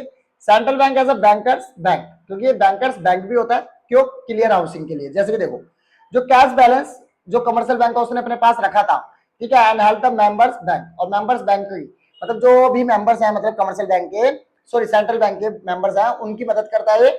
और जो भी बैलेंस उसने कमर्शियल बैंक अपने पास रखा था बेटा, उनको क्या करता है, ठीक है, setting the accounts of the commercial bank, commercial bank के अकाउंट्स को सेट करता है, ठीक है, सेटिंग करता है। It function it that clearing house, और क्लियरिंग हाउस करता है। जैसे देखो मैं इसमें समझाता हूँ आपको। जैसे मान लो एक बैंक है ए, उस बैंक ने क्या करा, 10,000 रुपए लिया बैंक बी से, क्लियर। पर अभी क्या हुआ, कुछ मान लो लो सीजन हो गया तो वो दे नहीं पा रहा, तो उसमें क्या हुआ, और उसको ना उसके क्लेम में मतलब 10,000 के बदले में उसको 12,000 देने थे, ठीक है। तो चलो 10,000 उसने ले लिए, तो अब क्या हुआ, इन दोनों के बीच का जो डिफरेंस है ना बाबू, कितना है, 2,000। तो वो 2,000 जो है वो क्लियरिंग हाउस होगा। अब वो कौन करेगा, सेंट्रल बैंक, ओके। तो 2,000 बी वाले को दे दिए जाएंगे और वो क्या हो जाएगा, अकाउंट सेटल हो जाता है। इस तरीके से क्लियरिंग हाउस होता है, ओके। चलो अब लैंडर ऑफ लास्ट रिसोर्ट, ये एकदम लैंडर होता है लास्ट रिसोर्ट, मतलब कमर्शियल बैंकों के लिए आखिरी लैंडर जो बचता है बेटा, वो सेंट्रल बैंक ही बचता है, ठीक है। जब सब कुछ उनका, ठीक है, मान लो एक तरीके से खत्म हो गया, या मान लो उनके पास कोई ऑप्शन ही नहीं बचा कहीं से पैसा लेने का, तो बस लास्ट ऑप्शन उनका बचता है सेंट्रल बैंक, तो वो उसी के पास भागते हैं। फिर देखो सेंट्रल बैंक हेल्प करता है मेंबर बैंक की अपनी strength their the cash reserve position, ठीक है, कैश रिजर्व पोजीशन को बनाए रखने के लिए स्ट्रेंथ करता है, मतलब ताकत देता है उनको। रीडिस्काउंटिंग करता है उनकी, ठीक है, रीडिस्काउंटिंग करता है, जो बिल्स पहले डिस्काउंट कर चुका है वो उन बिल्स को वापस से रीडिस्काउंटिंग करता है वो बेटा, ठीक है, फर्स्ट क्लास बिल को। लेकिन इन इमरजेंसी में एंड मेंबर बैंक्स क्या करते हैं, can take the money on credit approve short term securities, ठीक है, शॉर्ट टर्म सिक्योरिटीज वगैरह के लिए वो क्या कर सके, ताकि क्रेडिट कर सके। And this bank can be add and this amount their the cash reserve quickly, और कैश रिसोर्स, और इस अमाउंट को वो जल्दी से अपने कैश रिसोर्स में क्या कर सकते हैं, ऐड कर सकते हैं। तो इस तरीके से लैंडर होता है लास्ट रिसोर्ट का, इमरजेंसी के टाइम पे, मतलब ठीक है, कमर्शियल बैंक के जो बिल्स होते हैं, ठीक है, उन बिल्स को वापस से रीडिस्ट्रीब्यूट करता है या रीडिस्काउंटिंग करता है, okay. And the member bank can be turn their assets into cash, और शॉर्ट नोटिस के अंदर, ठीक है, जो कमर्शियल बैंक होते हैं बेटा, वो अपने एसेट्स को क्या कर सकते हैं, लिक्विडेट कर सकते हैं, या मान लो कैश में कन्वर्ट कर सकते हैं, ओके, इस तरीके से। तो कमर्शियल बैंक क्या करता है बेटा, रिस्पॉन्सिबल होता है अर्जेंट और रीजनेबल डिमांड पर अकोमोडेशन करने के लिए, क्लियर, किसके लिए, कमर्शियल बैंक के लिए, ओके, ये चीज। अब बाद में बात करते हैं बेटा, देखो कंट्रोल ऑफ क्रेडिट, और जो हमारा आरबीआई है बेटा, उसका एक और फंक्शन है कंट्रोल ऑफ क्रेडिट, मतलब कंट्रोल भी करता है क्रेडिट के ऊपर। Central bank can influence the deposit of commercial bank by performing open market operation, तो हमारे कमर्शियल बैंक को भी इन्फ्लुएंस करता है, वो कैसे बेटा, डिपॉजिट ऑफ कमर्शियल बैंक जो होती है उसको मार्केट ऑपरेशन के थ्रू, या मान लो चेंजिंग सीआरआर, मतलब कैश रिजर्व रेशो में चेंज कर दिया कुछ, ठीक है, या कंट्रोल वेरियस इकोनॉमिक कंडीशन, और भी तरीके से करता है वो उसको कंट्रोल। और सेंट्रल बैंक जो करता है कमर्शियल बैंक के ऊपर इन तरीकों से कंट्रोल करके रखता है, ठीक है। Deposit is called control of credit, और यही डिपॉजिट क्या कहलाता है, कंट्रोल ऑफ क्रेडिट कहलाता है, ठीक है। चलो तो बेटा ये भी इंपॉर्टेंट टॉपिक हमारा खत्म हुआ जो था। अब हमारा आ गया इन्वेस्टमेंट मल्टीप्लायर, देखो हमारा नेक्स्ट जो इंपॉर्टेंट टॉपिक है वो, क्लियर। तो देख लेते हैं इसको भी जल्दी से कि investment multiplier and it's mechanism, और इसका मैकेनिज्म क्या है, ओके। देखना भाई चल रही है ना वीडियो, पक्का। तो चलो बेटा देखो, अब इन्वेस्टमेंट मल्टीप्लायर क्या होता है, उसका मैकेनिज्म देखो। सबसे पहले मैं इसकी डिफाइन बताता हूँ आपको, डिफाइन क्या है। इन्वेस्टमेंट मल्टीप्लायर हमें क्या बताता है बेटा, वो बताता है कि डेट है ना, इंक्रीज इन इन्वेस्टमेंट, कि हमने इन्वेस्टमेंट में इंक्रीज करा तो कितना चेंज आएगा, ठीक है, increase in income, aggregate income, मतलब जो टोटल इनकम होने वाली है कंट्री की, उस इनकम में कितना चेंज आएगा इन्वेस्टमेंट को चेंज करने पर, ओके, उसे हम कहते हैं इन्वेस्टमेंट मल्टीप्लायर एंड मैकेनिज्म उसका, ठीक है। चलो मैकेनिज्म आपको मैं समझा देता हूँ। देखो ये बेटा मैकेनिज्म आपसे पेपर में 100% पूछा ही जाएगा, ये बात ध्यान रखनी है आपको।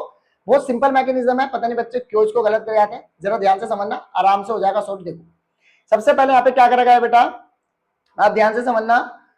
यहाँ पे देखो 100 करोड़ रुपीस क्या थे, इशू करे गए, मतलब इन्वेस्टमेंट करे गए मान लो एक तरीके से, ठीक है।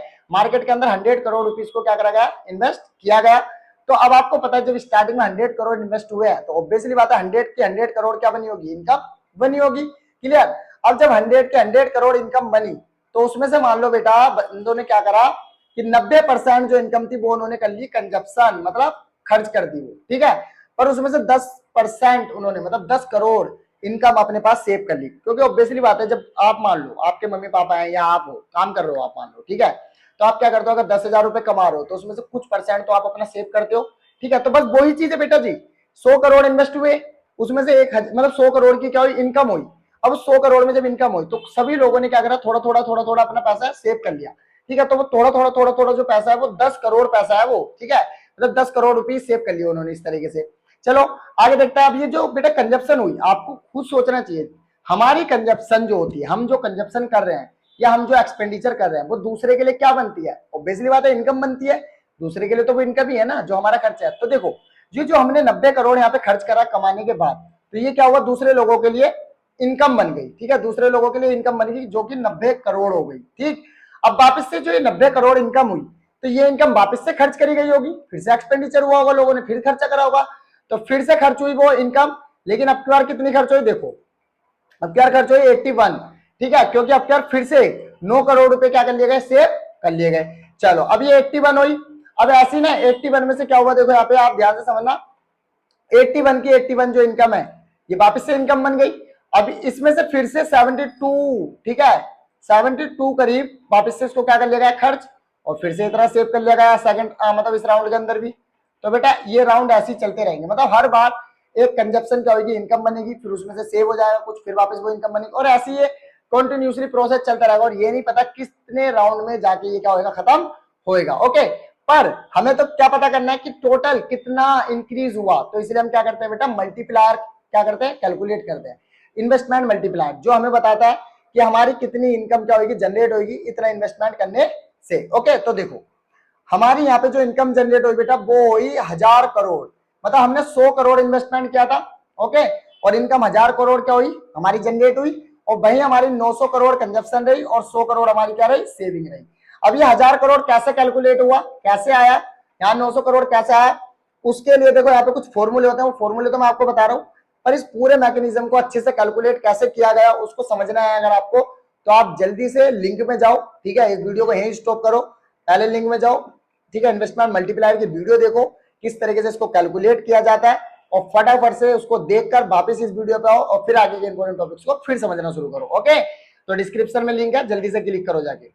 अब देखो यहाँ पे फॉर्मूले क्या है बेटा, मल्टीप्लायर का सिंपल सा फॉर्मूला ये रहा, देखो ठीक है, मतलब आपके change in income divided by change in investment, एकदम सिंपल सा फॉर्मूला है। ठीक, आपका मल्टीप्लायर आ जाएगा। और भैया अगर मैं बात करूं मल्टीप्लायर का एक और फॉर्मूला है जिसमें 1 अपॉन, ठीक है 1 माइनस एमपीसी, मतलब marginal propensity of consumption. Okay, minus कर दोगे तो आ जाएगा। और इन सबकी एमपीसी वगैरह से जो रिलेटेड वीडियो है वो भी आपको डिस्क्रिप्शन के लिंक में मैंने दे रखी है, वो भी आप जाके देख लेना। ठीक है, अच्छे से समझ में आ जाएगी आपको, क्लियर, और ये टॉपिक भी आपको क्लियर हो जाएगा। डन। और वही मैं आपको बताऊं तो मल्टीप्लायर का एक और फॉर्मूला होता है बेटा 1 अपॉन एमपीएक्स, मतलब marginal propensity of consumption, sorry saving. Okay, अगर भाई मैं बात करूं बेटा, अगर हमारा एमपीसी मान लो 1 के बराबर है, तो ध्यान रखना उस टाइम पे हमारा मल्टीप्लायर क्या होता है, इन्फिनिटी होता है। ओके, इन्फिनिटी होएगा हमारा मल्टीप्लायर। डन। अगर हमारा एमपीसी मान लो 0 है, तो उस टाइम पर हमारा जो मिनिमम वैल्यू होगी के की वो 1 होगी बस। ठीक है, मतलब जितना इन्वेस्टमेंट होगा उतनी ही समझ लो हमारी इनकम होने वाली है, क्योंकि कंजप्शन हुई नहीं है तो मल्टीप्लाई होने का कोई मतलब नहीं बनता। और इसी अकॉर्डिंग अगर हम बात करें तो बेटा हमारा change in income divided by change in investment always equal होता है किसका, 1 अपॉन, ठीक है 1 minus MPC equal to 1 upon MPS के बराबर होता है। ओके, चलो तो बेटा ये भी हमारा जो नेक्स्ट टॉपिक था इंपोर्टेंट वो भी कंप्लीट हुआ। ओके, और इसकी जो वीडियो मैंने डिस्क्रिप्शन में दी है उसे जरूर जाके देख लेना, अच्छे से आपको समझ में आ जाएगा। अब हमारा नेक्स्ट जो टॉपिक है बेटा इंपोर्टेंट वो देखिए, हमारा नेक्स्ट टॉपिक है बेटा problem of excess demand and deficit demand और उसके मेजर्स। ठीक है, तो चलो देख लेते हैं जल्दी से। सबसे पहले देखो what is the deficit demand, हम बात करेंगे डिफिसिट डिमांड की सबसे पहले कि डिफिसिट डिमांड होती है क्या बेटा। तो देखो बहुत ज्यादा ही सिंपल है, डिफिसिट डिमांड मतलब लेस एग्रीगेट डिमांड। जब एग्रीगेट डिमांड क्या होती है, बहुत ज्यादा ही कम होती है, किसके मुकाबले, एग्रीगेट सप्लाई के मुकाबले। गुड, देखो रिफर्स अ सिचुएशन, एक ऐसी situation where AD is less than AS, मतलब aggregate demand less than is aggregate supply. Aggregate demand किससे कम है, एग्रीगेट सप्लाई से। Okay, and at the full employment level, वो भी कहां पर, फुल एम्प्लॉयमेंट लेवल पे, मतलब सभी लोग काम कर रहे हैं उसके बावजूद भी एग्रीगेट सप्लाई कम है एग्रीगेट डिमांड से। ओके, देखो तो उसे हम कहते हैं डिमांड डिफिसिट या डिफिसिट डिमांड। ओके, अब यहाँ पे देखो नॉर्मल केस अगर मैं बताऊं बेटा, नॉर्मल केस में जो एग्रीगेट डिमांड है वो एग्रीगेट सप्लाई के बराबर होती है। ओके, और जो कि फुल एम्प्लॉयमेंट लेवल है, ये नॉर्मल केस है। अगर भाई एक्सेस डिमांड की मैं बात करूं तो यहाँ पे आपका एग्रीगेट सप्लाई ग्रेटर हो जाती है एग्रीगेट डिमांड से at full level of employment. तो बेटा डिफिसिट डिमांड मैंने आपको बता दिया, और जस्ट इसका जस्ट अपोजिट कर देना, बिल्कुल अपोजिट कर देना, पूरा 100% अपोजिट कर देना, तो एक्सेस डिमांड वाला कॉन्सेप्ट क्लियर हो जाएगा आपका। ओके, बाकी इसकी भी मैं आपको लिंक दे दूंगा, अगर आपको डिटेल में जानना है तो आप जान सकते हो। ठीक है, और यहाँ से अगर आप कन्वर्ट कर सकते हो तो यहाँ से कन्वर्ट कर लेना। ओके, देखो उसके बाद डिफिसिट डिमांड होने से बेटा डिफ्लेशनरी गैप क्रिएट हो जाता है, डिफ्लेशनरी गैप आ जाता है एक। तो वो गैप क्या होता है, देखो सबसे पहले मैं आपको बताता हूँ gap between when AD and AS at the full employment level. जब एग्रीगेट डिमांड और एग्रीगेट सप्लाई के बीच में एक बड़ा सा गैप आ जाता है, उस गैप को हम क्या कहते हैं, डिफ्लेंशनरी गैप कहते हैं। और इसका कोज यही होता है बेटा कि डिक्रीज इन प्राइस। ये सब किस वजह से होता है, प्राइस के गिरने की वजह से। ओके, अब डिफ्लेंशनरी गैप ये भी एक सिचुएशन होती है वेयर एक्चुअल एग्रीगेट डिमांड, ठीक है, is less than the aggregate supply at the full employment level. Okay, और let to be decrease in the general price level of economy. और ये general price level of economy मतलब जो general price होता है commodities या service का, जब वो बहुत ज्यादा डाउन हो जाता है बाबू, तो उस वजह से ये क्या हो जाता है, क्रिएट होता है। ओके, चलो इंपैक्ट क्या होता है, देखो डिफिसिट डिमांड का हमारे सबसे पहले आउटपुट पे अगर लेस प्रोडक्शन होती है इसमें, ठीक है, और काफी ज्यादा एक्सेस इन्वेंट्री क्रिएट हो जाती है फर्म के साथ। एंड एम्प्लॉयमेंट पे क्या इफेक्ट होता है इसका, कॉज इनवॉलेंट्री, ठीक है, अनएम्प्लॉयमेंट, इनवॉलेंट्री अनएम्प्लॉयमेंट क्रिएट हो जाता है बहुत ज्यादा। और effect of general price, general price क्या होता है बेटा, डिक्रीज हो जाता है। जो जनरल प्राइस होता है हमारा, ठीक है, मार्केट में सर्विस और गुड्स का, वो गिरता चला जाता है। ओके, चलो तो ये इंपॉर्टेंट टॉपिक भी आपका कंप्लीट हुआ, क्लियर है। चलो इसमें थोड़ा सा और देख लेते हैं। हाँ, मेजर्स भी तो थे ना गवर्नमेंट को, देखो तो यहाँ पे मैंने आपको मॉनेटरी बता रखे बेटा, और गवर्नमेंट वाले में आपको ओरली बता देता हूँ। डिफिसिट डिमांड है तो कुछ मत करो, आपको क्या करना है, गवर्नमेंट के जो एक्सपेंडिचर है उनको इंक्रीज कर देना है बस आपको, ठीक है। गवर्नमेंट के एक्सपेंडिचर को इंक्रीज कर दो, ठीक है, और जो सब्सिडीज थी, ठीक है, वो भी एकदम मान लो आप करो, ज्यादा देना शुरू कर दो सब्सिडीज, ठीक है, तो ऑटोमेटिक डिमांड बढ़ जाएगी। जब सब आप सब्सिडी दोगे तो लोग बाग ज्यादा खरीदेंगे, आप एक्सपेंडिचर बढ़ा दोगे तो लोगों की इनकम बढ़ जाएगी, ऑब्वियसली बात है। तो बस ये दो ही है गवर्नमेंट के, ठीक है, और कुछ नहीं है। यहाँ पे मॉनेटरी समझ लो, मॉनेटरी मतलब जो आरबीआई करता है ना इन केस को सही करने के लिए, इन्फ्लेशनरी और डिफ्लेशनरी गैप को सही करने के लिए, तो वो क्या करता है, देखो आरबीआई का सबसे पहला मॉनेटरी मेजर्स क्या होता है, बैंक रेट। तो बस अगर एक्सेस डिमांड है तो इंक्रीज कर दो, और डिफिसिट डिमांड है तो डिक्रीज कर दो। रेपो रेट में इंक्रीज डिक्रीज, ओपन मार्केट में भी सेल कर दो सिक्योरिटीज को और परचेज कर लो सिक्योरिटीज को डिफिसिट डिमांड में। कैश रिजर्व इंक्रीज करो, ठीक है, और डिक्रीज कर दो। मार्जिन रिक्वायरमेंट में बेटा वही इंक्रीज और डिक्रीज। अब यहाँ पे आ गया fiscal measures, public expenditure decrease कर दो, इंक्रीज कर दो, टैक्सेस इंक्रीज और डिक्रीज कर दो, और डिफिसिट फाइनेंसिंग डिक्रीज और इंक्रीज कर दो। ये गवर्नमेंट वाले भी मैंने आपको प्लस बता दी, ठीक है, साथ में और मॉनेटरी भी बता दिया आपको मैंने, आरबीआई वाले भी। ओके, तो इसको थोड़ा सा स्क्रीनशॉट वगैरह ले लो और इनको कर लेना इंक्रीज डिक्रीज, क्योंकि कई बार ना इफेक्ट पूछ लिया जाता है आपसे पेपर में कि बताओ किस चीज को क्या कम करा जाएगा, ठीक है, या क्या बढ़ाया जाएगा, जिससे कि ये सिचुएशन क्या हो जाए, सही हो जाए। ओके, चलो नेक्स्ट हमारा जो इंपॉर्टेंट टॉपिक रहने वाला बेटा वो था हमारा क्लासिफिकेशन ऑफ रिसीप्ट, रेवेन्यू और कैपिटल, और फिर कैपिटल एक्सपेंडिचर और रेवेन्यू एक्सपेंडिचर और कैपिटल एक्सपेंडिचर। ओके, चलो इसको भी जल्दी से कंप्लीट कर दे बच्चों। देखो रेवेन्यू रिसिप्ट और कैपिटल रिसिप्ट और कैपिटल एक्सपेंडिचर और कैपिटल रेवेन्यू एक्सपेंडिचर और कैपिटल एक्सपेंडिचर। ओके, देखो सबसे पहले ना हम क्लासिफाई तो कर ही लेंगे, क्लासिफिकेशन हम कर ही लेंगे इजिली, कौन है कैपिटल और कौन है रेवेन्यू, वो तो हमें पता चल जाएगा एग्जाम्पल से। लेकिन हमें सबसे पहले इनका मीनिंग भी तो पता होना चाहिए, क्योंकि बेटा इनके डिफरेंस भी तो इंपॉर्टेंट है हमारे लिए, पेपर में आएंगे, ठीक है। देखो तो सबसे पहले हम बात करते हैं बाबू रेवेन्यू रिसिप्ट की। तो रेवेन्यू रिसिप्ट में अगर मैं मीनिंग के बेस पे बात करूं बच्चों, तो देखो रेवेन्यू रिसिप्ट जो है बेटा, neither we create any liability और नो रेड्यूस एनी एसेट। ना तो ये कोई लाइबिलिटी को बढ़ाने वाले हैं और न ही आपके कोई एसेट्स को कम करने वाले हैं। ओके, पर वहीं अगर कैपिटल रिसिप्ट की मैं बात करूं बच्चों, तो कैपिटल रिसिप्ट आपकी लाइबिलिटी भी बढ़ाएगी और साथ में आपके जो एसेट्स है उनको भी रेड्यूस करती है। ओके, नेचर ये रेगुलर और रिक्योरिंग होते हैं नेचर में, और जबकि ये इरेगुलर और नॉन रिक्योरिंग होती है नेचर में।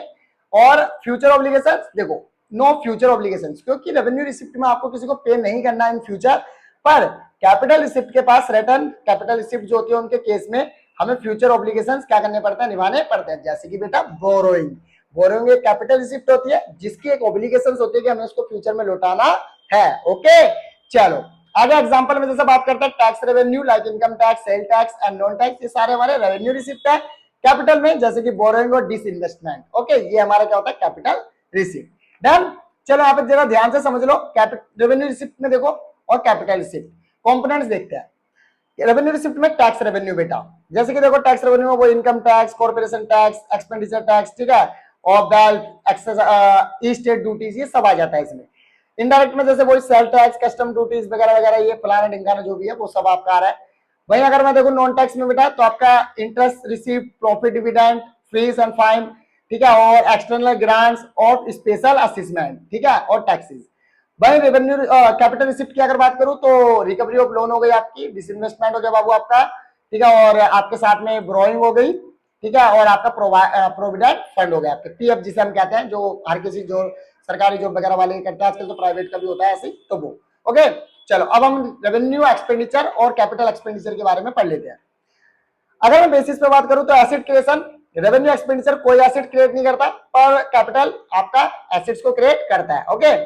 रिकरेंस, रिक्योरिंग रिकरेंस है इसका, और नॉन रिक्योरिंग रिकरेंस है इनके। पीरियड कैपिटल शॉर्ट पीरियड के लिए एक्सपेंडिचर है, ज्यादा लंबे टाइम के लिए नहीं करते हम इसको एक्सपेंड, और ये एक लॉन्ग पीरियड एक्सपेंडिचर होते हैं बाबू।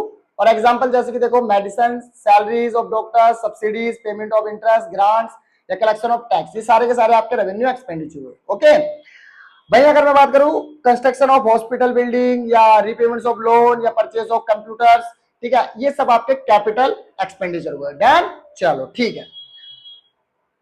तो बेटा जी ये हमारे हो गए, ठीक है, रिसिप्ट में और आपके एक्सपेंडिचर में कंपेरिजन, मतलब हमने एक तरह से डिफरेंस कर लिया इनके, और अब हम आइडेंटिफाई कर सकते हैं इजीली कि किस तरीके से कौन हमारा रेवेन्यू एक्सपेंडिचर होता है, कौन हमारा रेवेन्यू रिसिप्ट होती है, ठीक है, और कौन हमारा कैपिटल रिसिप्ट है, कौन कैपिटल एक्सपेंडिचर, ओके।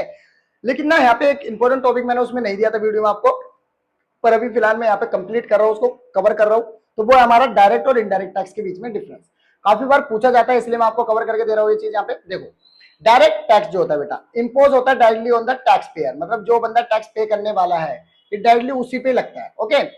जैसे कि देखो यहाँ पे क्या है, इंसिडेंट और the impact on the tax same person, इसका इंसिडेंट और जो टैक्स का बर्डन होगा वो सेम पर्सन पे होगा, ओके। पर इनडायरेक्ट जो होता है बेटा, फ्रॉम द, ठीक है, ultimate tax payer and the consumer, मतलब जो बंदा टैक्स पेयर होता है उस पे नहीं लगता है टैक्स, ये क्या करते हैं, ये फाइनल यूजर पे लगते हैं टैक्स, इनडायरेक्ट टैक्स आपके, ठीक है। उसके बाद burden can not be transfer, direct tax का बर्डन जो है वो ट्रांसफर नहीं कर सकता वो पर्सन, ठीक है, जिसपे वो लग रहा है। पर यहाँ पे क्या कराता है बेटा, बर्डन को कैन बी शिफ्टेड, बर्डन को शिफ्ट किया जाता है। जैसे कि आप मान लो डोमिनोज में आप कुछ मतलब मान लो बर्गर वगैरह खाने गए, तो एक्चुअल में क्या है, इंटरमीडिएट एज ए डोमिनोज पे लग रहा है टैक्स तो, लेकिन वो टैक्स वसूला किससे जा रहा है, कंज्यूमर से, वहां पर जो प्रोडक्ट को खाने गया है, ठीक है, उससे। तो इस तरीके से क्या करा जा रहा है, जो बर्डन है हमारे टैक्स का उसको शिफ्ट किया जा रहा है किसके ऊपर, कंज्यूमर के ऊपर, ओके। चलो आगे देखते हैं बेटा, does not effect the price, ये प्राइस को कोई इफेक्ट नहीं करता, पर इफेक्ट द प्राइस, ये प्राइस को इफेक्ट करता है, क्योंकि जो चीज 10 रुपए की है वो 12 रुपए की 13 रुपए की हो जाएगी, तो प्राइस को इफेक्ट करा। वैसे इनकम टैक्स और प्रॉपर्टी टैक्स आपके डायरेक्ट टैक्स हो गए, और दैट और कस्टम ड्यूटीज या जीएसटी ये आपके इनडायरेक्ट टैक्स हो गए, ओके। चलो तो बेटा ये भी एक छोटा सा कवर करना था टॉपिक, ये भी मैंने कवर कर दिया। चलो आगे देखते हैं नेक्स्ट हमारा इंपॉर्टेंट टॉपिक जो था बैलेंस सरप्लस डिफिसिट बजट, जो मेजर ऑफ डिफिसिट, ठीक है। चलो देखते हैं। तो बेटा हमारा सबसे पहले मैं बात करता हूं बैलेंस बजट क्या होता है। देखो एस्टिमेटेड गवर्नमेंट रिसिप्ट, जो भी हमने गवर्नमेंट रिसिप्ट, जो टोटल गवर्नमेंट रिसिप्ट है, मतलब मैं वो बोल रहा हूं, माइनस गवर्नमेंट, ठीक है, टोटल गवर्नमेंट एक्सपेंडिचर माइनस कर दो, उसे कहते हैं बैलेंस बजट। और माइनस नहीं होगा यहाँ पे, ये बराबर होता है जब, तब ये बैलेंस्ड होता है, ओके। अगर मैं बात करूं सरप्लस बजट की, जब हमारी government receipt, total government receipt बहुत ज्यादा क्या हो जाती है, ग्रेटर हो जाती है, किससे, गवर्नमेंट एक्सपेंडिचर से, तो उस टाइम पे हमारी जो गवर्नमेंट होती है, ठीक है, वो सरप्लस बजट के अंदर होती है, ओके बेटा। मतलब हमारे यहाँ पे क्या हुआ, टोटल रिसिप्ट ज्यादा हो गई है टोटल एक्सपेंडिचर से, तो उस टाइम पे तो हम फायदे में ही है ना, तो हमारा सरप्लस है, ओके। भाई अगर मैं डिफिसिट की बात करूं, तो जब गवर्नमेंट रिसिप्ट क्या हो जाती है, लेस देन हो जाती है किससे, गवर्नमेंट एक्सपेंडिचर से टोटल, तो उस टाइम पे हमारा हो जाता है बेटा डिफिसिट, क्योंकि हम उस टाइम पे लॉस में चले जाते हैं इस वजह से। अब यहाँ पे देखो बजट या बजटरी डिफिसिट होती है, कुछ तीन होती है, तीनों के बारे में ध्यान से समझो। रेवेन्यू डिफिसिट होती है, एक फिक्सल होती है, और एक प्राइमरी डिफिसिट होती है। रेवेन्यू डिफिसिट कैसे निकलेगी, revenue expenditure minus revenue receipt, okay. Total expenditure minus total receipt करोगे आप, फिस्कल डिफिसिट आएगी, लेकिन एक्सक्लूडिंग बोरोइंग, बोरोइंग जो आपने करी होगी in future, sorry with in the year, तो उसको इंक्लूड नहीं करना। बाकी जो भी आपकी रिसिप्ट हुई है वो सारा माइनस कर देना टोटल एक्सपेंडिचर में से, तो आपको फिस्कल डिफिसिट मिलेगी। प्राइमरी डिफिसिट में क्या करोगे आप बेटा, फिस्कल डिफिसिट मतलब जो यहाँ पे फाइंड आउट हुई है उसमें से आप इंटरेस्ट पेमेंट, जो भी आपके बोरोइंग पे इंटरेस्ट लगने वाला है, ठीक है, वो आप माइनस कर देना, तो आपको प्राइमरी डिफिसिट मिल जाएगी। और कई बार ध्यान रखना, फिस्कल डिफिसिट जो होती है बेटा, वो आपके बोरोइंग के बराबर भी होती है, ओके। जब आपको कोई भी कंपोनेंट नहीं दिया जाएगा एक्सपेंडिचर का, ठीक है, या रिसिप्ट का, तो उस टाइम पे मान लो बोरोइंग ही आपकी टोटल रिसिप्ट जो है, ठीक है, वो वही है बोरोइंग, और वही आपकी फिस्कल डिफिसिट भी हुई, ओके। चलो तो अब डिफरेंस पढ़ लेते हैं, प्राइमरी डिफिसिट और फिस्कल डिफिसिट में क्या डिफरेंस है बेटा जी। देखो मीनिंग के बेस पे अगर मैं बात करूं, तो show the difference between fiscal deficit and interest payment. तो फिस्कल डिफिसिट और इंटरेस्ट पेमेंट का जो बीच का डिफरेंस होता है वो हमारा प्राइमरी डिफिसिट होती है, और फिस्कल डिफिसिट क्या होती है, so total expenditure over the total receipt excluding borrowing, borrowing को हटाकर, ओके। इंडिकेटर क्या बाबू, टोटल बोरोइंग जो है ठीक है, मतलब जो आ रही है रिक्वायरमेंट है गवर्नमेंट को, एक्सक्लूडिंग इंटरेस्ट, मतलब प्राइमरी डिफिसिट के अंदर इंटरेस्ट इंक्लूड है, सॉरी एक्सक्लूडिंग इंटरेस्ट, मतलब इंटरेस्ट को निकाल के जो भी बचा बोरोइंग, टोटल बोरोइंग, वो क्या है, वो हमारी प्राइमरी डिफिसिट इंडिकेट करती है। पर हमारी जो फिजिकल डिफिसिट है वो टोटल बोरोइंग हमें दिखाएगी, रिक्वायरमेंट वो भी साथ में इंक्लूडिंग इंटरेस्ट। देन फॉर्मूला बहुत सिंपल है, जैसे कि मैं भी आपको फॉर्मूला बता चुका हूं, देख ही रहे हो आप, तो ये छोटा सा एक डिफरेंस था, कंप्लीट हुआ, क्लियर। चलो अब नेक्स्ट टॉपिक हमारा जो है बेटा वो है हमारा करेंसी एप्रिसिएशन और करेंसी डेप्रिसिएशन। ओके, और ये मैंने आपको मोस्ट इंपोर्टेंट टॉपिक में नहीं दिया, बस मैंने बैलेंस ऑफ पेमेंट आपको यहाँ पे बताया है, मीनिंग और कंपोनेंट, तो उसी के कंपोनेंट से रिलेटेड मैं आपको ये पढ़ा रहा हूँ बेटा, ठीक है। एप्रिसिएशन वगैरह, sorry sorry sorry sorry appreciation ये बेटा यहाँ पे है, एक्सचेंज रेट वाली मार्केट से ये वाला, ठीक है, टॉपिक तो यहाँ से कवर हो रहा है ये, तो ये भी एक इंपॉर्टेंट टॉपिक है जो मैंने आपको मोस्ट इंपोर्टेंट टॉपिक में नहीं दिया था, बट अभी फिलहाल मैं आपको कवर कर रहा हूँ इसको, ठीक है।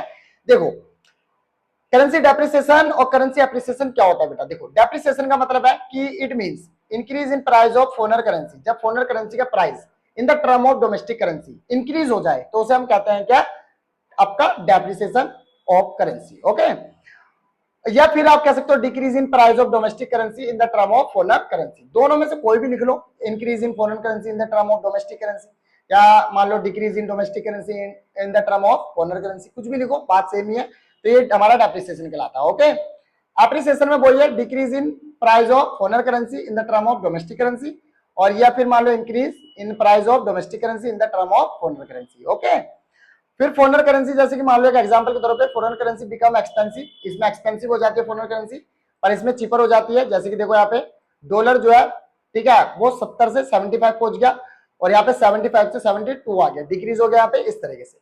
It is the caused by the increasing demand, और इसमें रीजन क्या बेटा, जब डिमांड ज्यादा बढ़ जाती है उस वजह से डेप्रिसिएशन होता है, यहाँ पे डिमांड डिक्रीज होने की वजह से डेप्रिसिएशन होता है उस फॉरेन करेंसी का, ठीक है।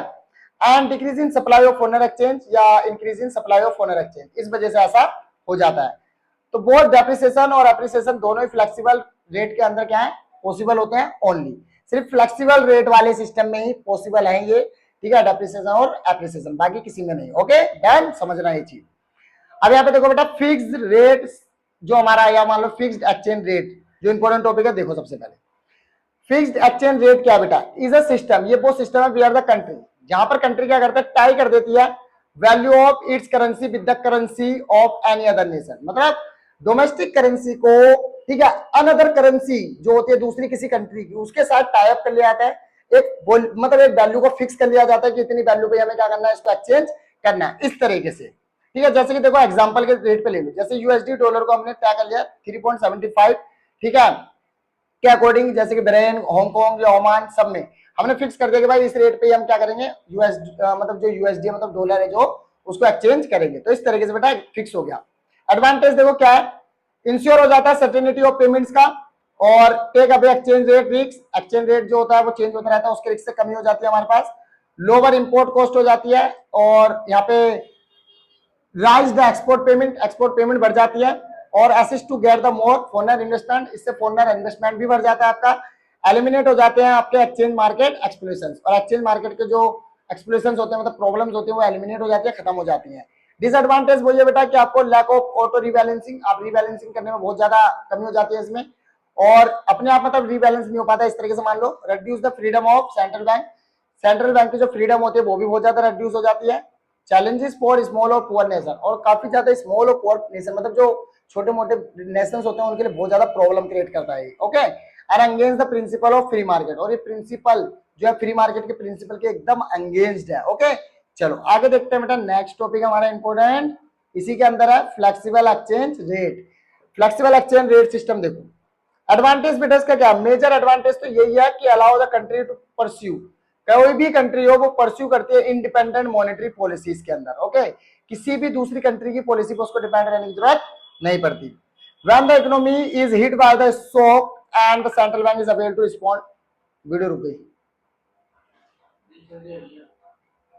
मैसेज आया कोई, फिर चल रही है ना वीडियो।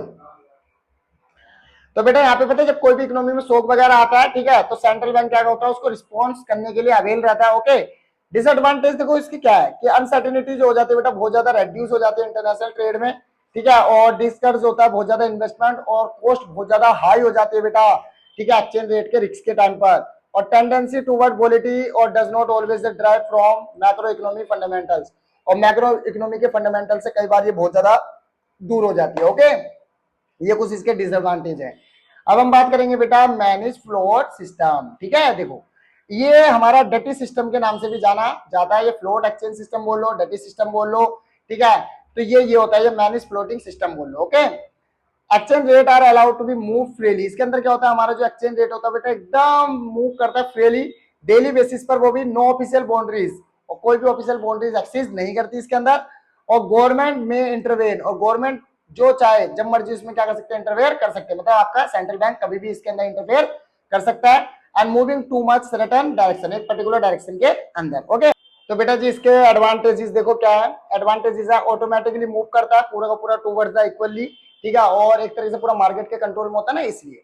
उसके बाद यहाँ पे क्या होता है, थ्योरेटिकली अगर मैं बात करूं, थ्योरेटिकली इसमें एकदम सरप्लस और डिफिसिट जो है वो ऑटोमेटिकली बैलेंस हो जाता है, theoretical only. Okay, and don't need to be reserve, इसके अंदर हमें फोनर कैश को रखने की जरूरत नहीं है, और can be have dependent pixel और मॉनेटरी पॉलिसी, मतलब इसके अंदर फिस्कल और मॉनेटरी पॉलिसी एकदम फ्री होती है, एकदम इंडिपेंडेंट होती है, वो किसी पर डिपेंड नहीं होती। देन फिर डिसएडवांटेज बस यही कि बेटा फ्लक्चुएशन बहुत ज्यादा रहता है, और मार्शल लर्नर अगर नॉट फुलफिल तो फिर बहुत ज्यादा सरप्लस या डिफिसिट होने का डर रहता है, और इंपैक्ट होता है इंटरनेशनल हमारे फाइनेंशियल मार्केट पर, और एक्सचेंज रेट बहुत ज्यादा हमारे क्या हो जाता है, राइज या डिफिसिट हो जाता है कई बार, ऐसा सीन हो जाता है इसमें। ठीक है, तो ये हमारे कुछ एडवांटेज और डिसएडवांटेज बेटा हमारे किसके, फ्लोटिंग एक्सचेंज रेट के। ओके, चलो अब हमारा जो नेक्स्ट इंपॉर्टेंट टॉपिक है वो है हमारा बेटा बैलेंस ऑफ पेमेंट, और ये हमारा लास्ट टॉपिक है। ओके, मैक्रो का, तो देख लेते हैं जल्दी से इसको भी बाबू। देखो बैलेंस ऑफ पेमेंट होता क्या, सबसे पहले वो बता देता हूँ। Balance of payment is an accounting statement, एक तरह की अकाउंटिंग स्टेटमेंट होती है बेटा। ठीक है, एंड दैट प्रोवाइड, जो क्या बताती है, एक सिस्टमेटिक रिकॉर्ड बताती है हमें इकोनॉमिक ट्रांजेक्शन की, ठीक, बिटवीन रेसिडेंट ऑफ कंट्री, मतलब हमारी domestic country, okay, and rest of the world, और बाकी की जो वर्ल्ड की कंट्री है उनके बीच में, वो भी एक गिवन पीरियड ऑफ टाइम। ठीक है, मतलब एक अकाउंटिंग पीरियड की एक जो अकाउंटिंग स्टेटमेंट होती है, ठीक है, इकोनॉमिक ट्रांजेक्शन्स की, ठीक है, डोमेस्टिक कंट्री और रेस्ट ऑफ द वर्ल्ड के बीच में, उसे हम जो हमारे मतलब स्टेटमेंट होती है, उसी स्टेटमेंट को हम कहते हैं बैलेंस ऑफ पेमेंट। ओके, चलो अब यहाँ पे ना बैलेंस ऑफ पेमेंट के साथ एक चीज होती है बेटा बैलेंस ऑफ ट्रेड, और बीओटी काफी ज्यादा इंपॉर्टेंट है, काफी बार पूछा जाता है पेपर में, ध्यान रखना। बीओटी क्या होता है बेटा, एक छोटा सा डिफरेंस होता है amount of export and import and visual items, only visual items, जो विजुअल आइटम्स होते हैं उनका जो एक्सपोर्ट और इंपोर्ट होता है उनके बीच का जो डिफरेंस होता है बेटा, उसे हम कहते हैं बीओटी, मतलब बैलेंस ऑफ ट्रेड। और इसका मतलब निकालने का तरीका क्या है, फॉर्मूले का इसका, वही एक्सपोर्ट में से आप क्या करो, इंपोर्ट को माइनस कर दो, ठीक है, आपको क्या मिल जाएगा, बैलेंस ऑफ ट्रेड मिल जाएगा। ओके, अब यहाँ पे देखो बैलेंस ऑफ ट्रेड दो तरीके का होता है, एक सरप्लस होता है बेटा, इसमें क्या होता है, कंट्री का जो एक्सपोर्ट होता है वो बहुत ज्यादा हो जाता है किसके मुकाबले, इंपोर्ट के मुकाबले, तो यहाँ पे क्या होता है, सेट टू बी सरप्लस, इसे हम क्या बोलते हैं, सरप्लस, और ये हमारे लिए फेवरेबल होता है, मतलब ये हमारे लिए सही होता है कंट्री के लिए। और बाई डिफिसिट बीओटी क्या होता है बेटा, जब हमारा इंपोर्ट बहुत ज्यादा एक्सीड हो जाता है एक्सपोर्ट ऑफ गुड्स के मुकाबले, और ये हमारे लिए बहुत ज्यादा अनफेवरेबल होता है, क्योंकि इसमें हमारी जो डोमेस्टिक करेंसी बहुत ही ज्यादा चली जाती है, हमारी फॉरेन करेंसी जो है हमारे से चली जाती है इंपोर्ट करने की वजह से बहुत ज्यादा, जिस वजह से हमें ना फॉरेन करेंसी को लेकर भी बहुत ज्यादा दिक्कतें आ जाती है, हमारा रिजर्व चला जाता है सारा बेटा। ओके, चलो डिफरेंस देख लो जल्दी से, बैलेंस ऑफ ट्रेड और बैलेंस ऑफ पेमेंट के बीच में क्या डिफरेंस है।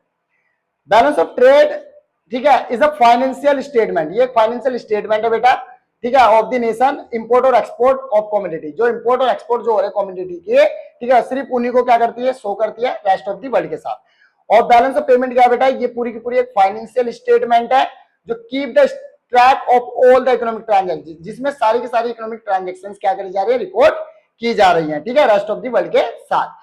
मतलब इसके अंदर देखो सिर्फ हम क्या कर रहे हैं, बीओटी के अंदर सिर्फ विजुअल आइटम्स वाली जो ट्रांजेक्शन है उन्हीं को रख रहे हैं, पर इसके अंदर विजुअल हो चाहे इनविजुअल हो, सारी रिकॉर्ड हो रही है, बस ट्रांजेक्शन इकोनॉमिक होनी चाहिए, बात खत्म। Okay, balance of trade is the difference, ये एक डिफरेंस है बेटा ऑब्टेंड, जो कहां से ऑब्टेंड हो रहा है, एक्सपोर्ट और इंपोर्ट ऑफ गुड्स से। ओके, मतलब एक डिफरेंस है ये, बस जो एक्सपोर्ट और इंपोर्ट के बीच का वो। और बैलेंस ऑफ पेमेंट क्या बेटा, ये एक ऐसा डिफरेंस है जो इनफ्लो और आउटफ्लो जो हो रहा है हमारा फॉरेन एक्सचेंज का, उसके बीच का डिफरेंस है। Okay, transaction related to goods, ये गुड्स से रिलेटेड ट्रांजेक्शन इंक्लूड होती है बीओटी में, जबकि यहाँ पे ट्रांसफर हो चाहे गुड्स एंड सर्विस, सारी की सारी बीओपी में क्या होती है, इंक्लूड होती है। ओके, तो ये हमारा बीओपी है। अब हम बात करते हैं बेटा सबसे इंपॉर्टेंट जो पेपर में काफी आता है, यहाँ से ये वाला क्वेश्चन, ऑटोनोमस आइटम्स और अकोमोडेटिंग आइटम्स हमारे, ठीक है, मीनिंग के बेस पे देखो, ऑटोनोमस आइटम्स रेफर दोस इंटरनेशनल इकोनॉमिक ट्रांजैक्शन। बेटा ये हमारी वो इंटरनेशनल इकोनॉमिक ट्रांजैक्शन होती हैं जो which take place due to some economic motive, जो कुछ इकोनॉमिक मोटिव की वजह से क्या होती है करी जा रही हैं, जैसे कि लाइक प्रॉफिट मैक्सिमाइजेशन। ओके, पर अकोमोडेटिंग आइटम्स क्या होते हैं बेटा, देखो ये वो ट्रांजैक्शन होती है हमारी दैट आर अंडरटेक, जो की जाती है पता किस लिए, ताकि डिफिसिट और जो सरप्लस हुआ है ना ऑटोनोमस आइटम्स या ऑटोनोमस ट्रांजैक्शन की वजह से, ठीक है, बीओपी के अंदर उस, ठीक है, डिफरेंस को या उस मतलब उस डिफिसिट को या उस सरप्लस को क्या करा जा सके, कवर किया जा सके इन ट्रांजैक्शन की मदद से। ओके, वो ट्रांजैक्शन हमारी अकोमोडेटिंग ट्रांजैक्शन होती हैं।